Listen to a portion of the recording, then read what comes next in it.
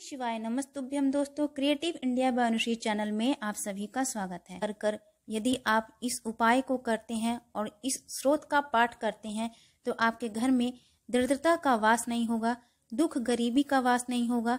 जन्मों जन्मांतर की दुख गरीबी दरिद्रता आपके जीवन से कट जाएंगे और कष्टों का नाश होगा। दोस्तों, भगवान शिव के दारिद्र्य दहन स्रोत का पाठ करने से जन्मों जन्मांतर की गरीबी दुख दरिद्रता का नाश होता है।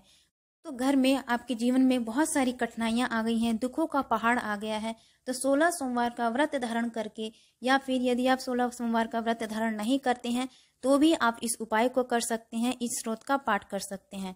इस स्रोत का पाठ करते समय आपको क्या करना है, किस तरीके से आपको स्रोत का पाठ करना है, किस मंत्र का जाप करना है, कहाँ आपको दीपदान करना है, ये सभी बातें आज की इस वीडियो में मैं बताने वाली हूँ। तो वीडियो को अंत तक जरूर सुनिएगा, बहुत लाभकारी होने वाला है और आपके जीवन की सभी कठिनाइयों का रामबाण उपाय है ये। तो शुरू करते हैं अपना वीडियो। दोस्तों, 16 सोमवार तक आपको भगवान शिव के दुख दहन स्रोत का पाठ करना है। यदि आप व्रत कर कर भगवान शिव के दुख दहन स्रोत का पाठ करते हैं तो अति उत्तम है, और नहीं अगर व्रत कर सकते हैं तो भी आप शुद्ध होकर भगवान शिव के दुख दहन स्रोत का पाठ कर सकते हैं। 16 सोमवार तक यदि आप पूर्ण श्रद्धा और विश्वास के साथ भगवान शिव के दारिद्र्य दहन का स्रोत का पाठ करते हैं तो आपके जीवन की सभी कठिनाइयों का अंत होगा। आप स्वयं ही अपने जीवन में बदलाव देखेंगे, आपका भाग्य उदय होने लगेगा, आपके जीवन की सभी कठिनाइयों का अंत होने लगेगा।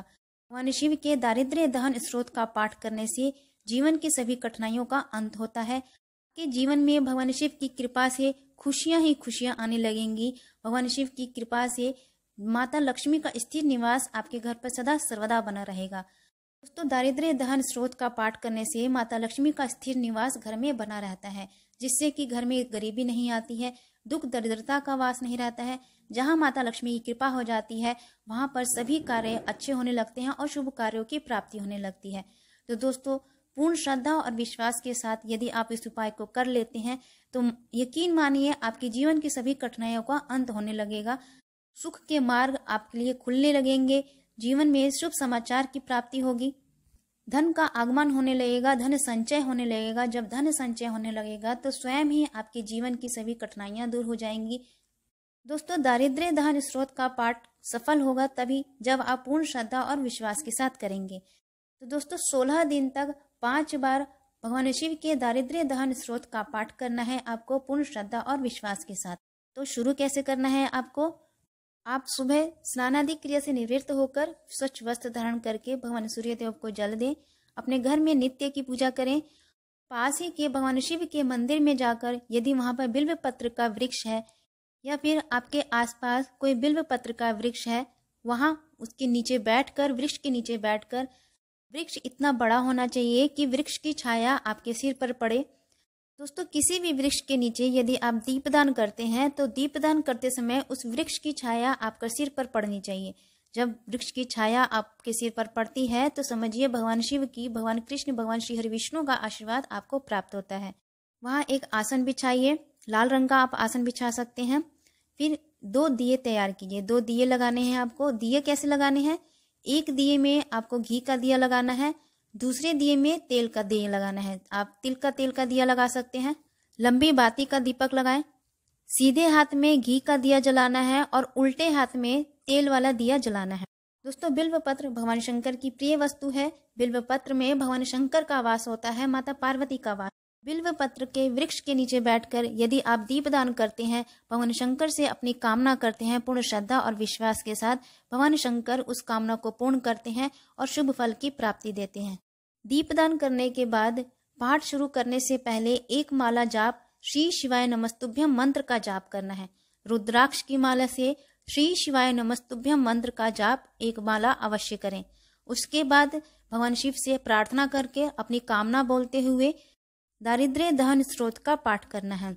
दारिद्र्य दहन स्रोत का पाठ आपको 5 बार करना है और 16 सोमवार तक करना है। दारिद्र्य दहन स्रोत पाठ का उच्चारण आप मन ही मन में कर सकते हैं या थोड़ा सा तेज बोलकर करते हैं। दोस्तों, किसी भी स्रोत का पाठ यदि आप कर रहे हैं तो आवाज के साथ करना चाहिए, और मंत्र जाप यदि आप कर रहे हैं तो मंत्र का जाप मन ही मन में उच्चारण करते हुए करना चाहिए। दोस्तों प्रश्न यह उठता है कि दारिद्र्य दहन स्रोत का पाठ यदि आप ना कर पाए, ना पढ़ पाए, पढ़ने में कठिनाई हो, तो आप इस स्रोत का पाठ को श्रवण भी कर सकते हैं 5 बार 16 सोमवार तक। श्रवण करने मात्र से भी आपके जीवन की सभी कठिनाइयों का अंत होगा। भगवान शिव शंकर, माता गौरी का आशीर्वाद आपको प्राप्त होगा।